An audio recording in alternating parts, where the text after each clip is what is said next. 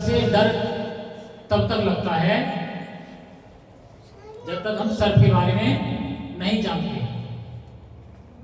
एक सपेरा होता है, उस सर्प के बारे में अच्छे से ज्ञान रखता है, तो जैसे ही सर्प को देखता है कहीं उसको पकड़ लेता है। जो उनके बारे में नहीं जानता वो डरते हैं। ऐसे ही हम मनुष्यों का यही हाल है कि हम जीवन की जो समस्याएं हैं उनके बारे में नहीं जानते, इसीलिए हम परेशान रहते हैं।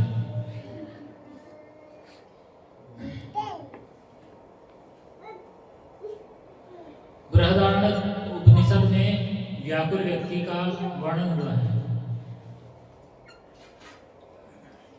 युवा एदक्षरम गार्ग्यविदः स्मालोको प्रेति स कृपणः। कृपण वह है जो मानव जीवन की समस्याओं को हल नहीं करता और आत्म साक्षात्कार के विज्ञान को समझे बिना कुकुर और सूकर की भांति संसार को त्याग कर चला जाता है। श्रील प्रभुपाद क्या कहना चाह रहे हैं यहाँ पर? ऐसा व्यक्ति जो भौतिक जीवन की समस्याओं को हल करने का प्रयास नहीं करता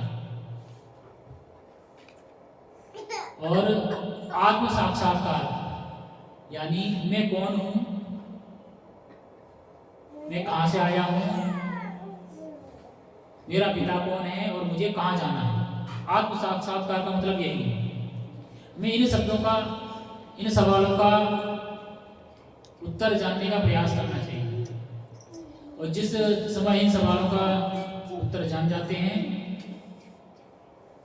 तो हमारी जो समस्याएं हैं भौतिक जीवन से संबंधित उनका हल हमें स्वतः पता लग जाता है।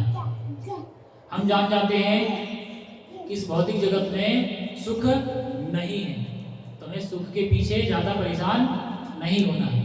प्रभु की इच्छा से जैसा हमें जीवन मिला है उसी को स्वीकार करना है और भगवान का भजन करते हुए अपने जीवन को व्यतीत करते हुए भगवान के धाम चले जाना है।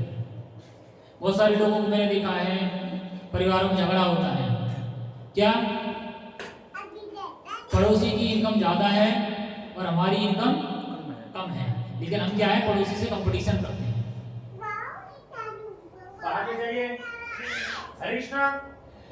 जब हम पड़ोसी से कंपटीशन करेंगे और उसकी इनकम तो हमारी से 10 गुना ज्यादा है, वो 3-4 लाख रुपए उड़ा रहा है, हमारी इनकम है 20-25 हजार, हम उसकी कंपेयर करने लगते हैं तो क्या होगा? समस्या ही समस्या। पढ़न और जलन यही रहेगी। आप लोगों को कहा कि कोई डिस्टर्बेंस ना बाहर नहीं चाहिए। अपने आप को दुखी करते हैं। किस कारण से? दूसरे के सुख से। हम अपने दुख से परेशान नहीं होते हैं। कोई सुखी है ये देखकर हम परेशान रहते हैं।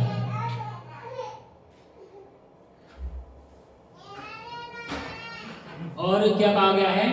आत्म साक्षात्कार का विज्ञान, यानी अपने आप को जानना एक विज्ञान है।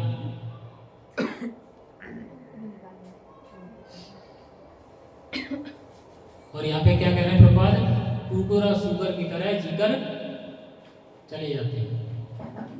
अर्थात अगर हम भगवान को भजन नहीं करते हैं, बाधा के सारे कार्य कर रहे हैं, तो एक जानवर में और एक हमें कोई अंतर नहीं।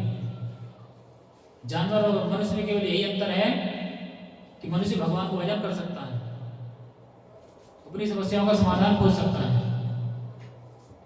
और जानवर जिस कंडीशन में उसी में रहेगा।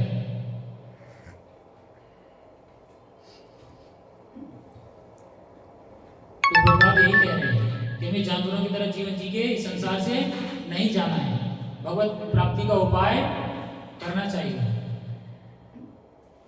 जीव के लिए ये मनुष्य जीवन अत्यंत मूल्यवान निधि है।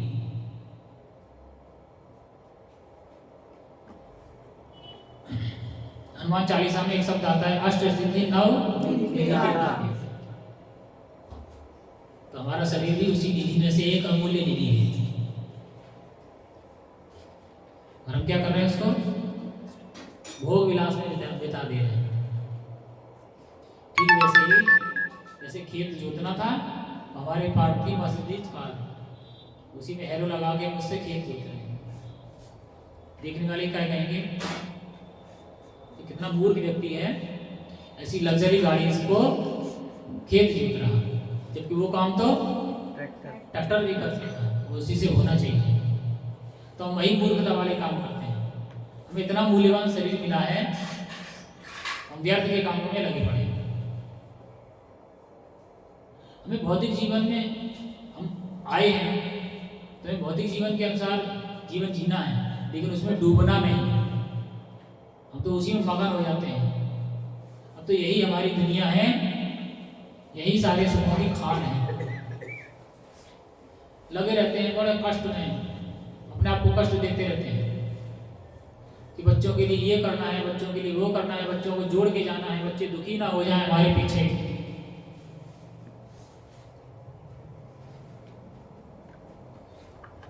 बच्चे दुखी और सुखी होंगे अपने कर्मों से। आप कुछ भी करके चले जाओ, अगर एक बेटा आपका जुआरी हो जाए तो उसको एक दाव दे खेलना है। सट्टेबाजी में एक बार तो पैसा लगाना है, खत्म कहानी, आगे सड़क पे। आप तो उसको पूरा जीवन का जोड़ के गए थे। इसके लिए हमारे आचार्य कहते हैं, पूत सपूत तो का धन संचय, पूत कपूत तो का धन संचय। अगर योग्य है तो कमा लेगा, अयोग्य है तो कितना ही जोड़ के जाओ सब बर्बाद कर देगा। इसलिए ज्यादा धन प्रॉपर्टी होना चाहिए लिमिट का, जिससे आपका जीवन चलता रहे। बाद बाकी बच्चे अपना खुद देखेंगे व्यवस्था। लेकिन हम क्या है, 4 बच्चे, चारों को लिए बराबर बराबर होना चाहिए। अपना शरीर नहीं देख रहे हैं, बीमारी नहीं देख पा रहे हैं।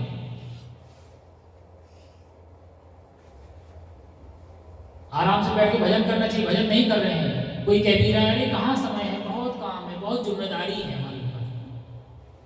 और बच्चों को इंतजाम कर दिया, बच्चों का विवाह कर दिया, अभी भी नहीं छोड़ रहे हैं। फिर आस में लगे हैं, नाती आएगा, नाती को खिलाएंगे, उसके साथ मस्ती करेंगे। और मस्ती करते करते किसी दिन आया अटैक, टांग ऊपर गई, काम खत्म।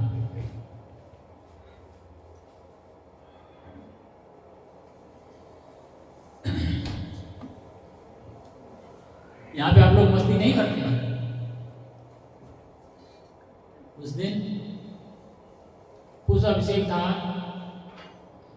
कहीं आप पब में बाहर में जाते, इतना आनंद प्राप्त नहीं होता, और पैसा भी खर्चा करना पड़ता, और कहीं जाके नाली में गिर पड़ते जाके। शरीर की हानि अलग से, और नाली में गिरते ही कहीं पैर टूट गया, कहीं हाथ टूट गया, कहीं सिर फट गया। इलाज और करवाते फिरेंगे घर वाले। अच्छा ये न्यू ईयर पार्टी मनाने गया था, ना जाता तो ज्यादा अच्छा था। पहले न्यू ईयर पार्टी में खर्चा किया, अब इसके इलाज में खर्चा करो।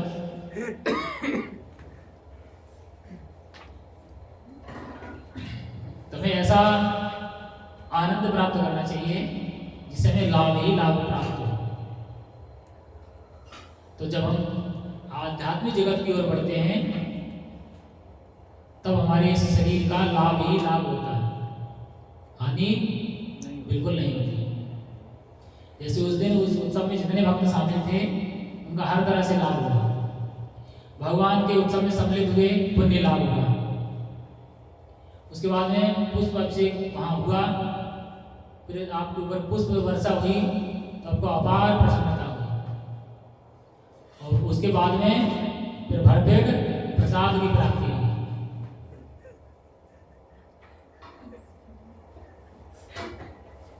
तो इतने सारे सुख एक साथ प्राप्त संभव नहीं है, क्योंकि जब हम कहीं जाते हैं तो अपनी जेब पे भार आता है। यहाँ तो जिसके पास है वो भी आनंद ले रहा है, जिसके पास नहीं है वो भी आनंद ले रहा है। राजा रंग सब बराबर। और होटलों में कौन जा सकता है? जिसके पास पैसा है, बेचारा गरीब नहीं जा सकता है क्या? या तो गरीब और अमीर सब बराबर, कोई अंतर नहीं। तुम्हें ऐसी दुनिया में रहना चाहिए जहां बिल्कुल भी भेदभाव ना हो। तो ऐसा संसार केवल आध्यात्मिक जगत ही है, भगवान का नाम, भगवान के चरण सेवा, वहीं कोई अंतर नहीं होता। जो जितना योग्य है उसको उतना सेवा अवश्य प्राप्त होगी। यहाँ पे भी मैं कहता हूँ, जो भक्त मंदिर में सेवा करना चाहते हैं, कुछ पर्सनली सेवाएं भी होती हैं, सबको शौक लगता है कि भगवान की आरती हम भी दिखाएं सकते। उसके लिए मैं कहूँगा जप करिए, भगवान की सेवा में सम्मिलित होना चाहते हैं तो भगवान का नाम का शरणागति आपको लेना चाहिए। सभी से कह रहा हूं, चाहे बच्चे हैं, चाहे बूढ़े हैं, चाहे जवान हैं, कोई भी, सबसे अपना एक शेड्यूल बनाइए, शुरू करिए एक माला से।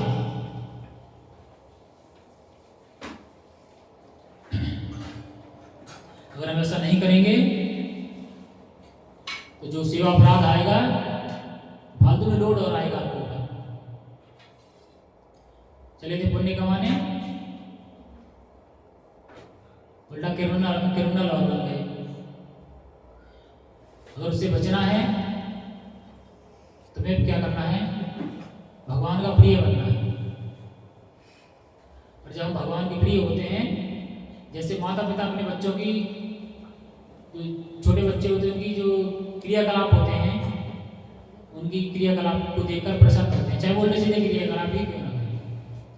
छोटा बालक जाके पानी में खेलने लगता है तो उसको देखकर एक पल को तो प्रसन्न होते ही। ऐसे ही भगवान, जब हम भगवान के प्रिय होते हैं तो भगवान हमारी छोटी छोटी गलतियों को अनदेखा करते हैं। वो क्या देखते हैं कि मेरा भजन कर रहा है,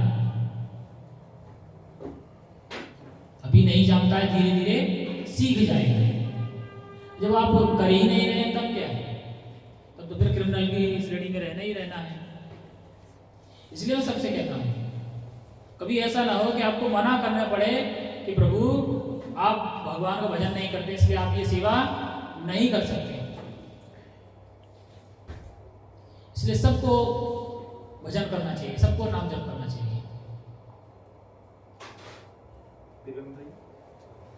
जिससे ये नौबत ना आए बाद में कहें प्रभु जी हमें भी अभिषेक करना है। पूछा कि आप जप करते हैं? तो नहीं, तब आपका नंबर नहीं है, आप भगवान को स्पर्श नहीं कर सकते। आज जन्माष्टमी में ऐसा हुआ था, कई भक्त चाहते थे लेकिन नहीं कर नहीं पाए। और भगवान को स्पर्श करने के लिए बहुत सारे नियम हैं। मिनिमम 16 माला, पुजारी के लिए संध्या करना, पवित्रीकरण करना, और भी बहुत सारे हैं। लेकिन आप कुछ नहीं कर सकते तो इतना तो कर ही लीजिए, जब करना शुरू करिए।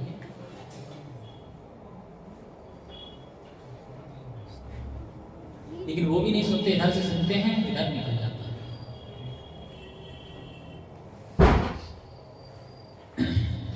31 तारीख को है अभिषेक, जो माला नहीं कर रहे हैं तो जो भगवान की प्राप्ति के लिए प्रयास नहीं करता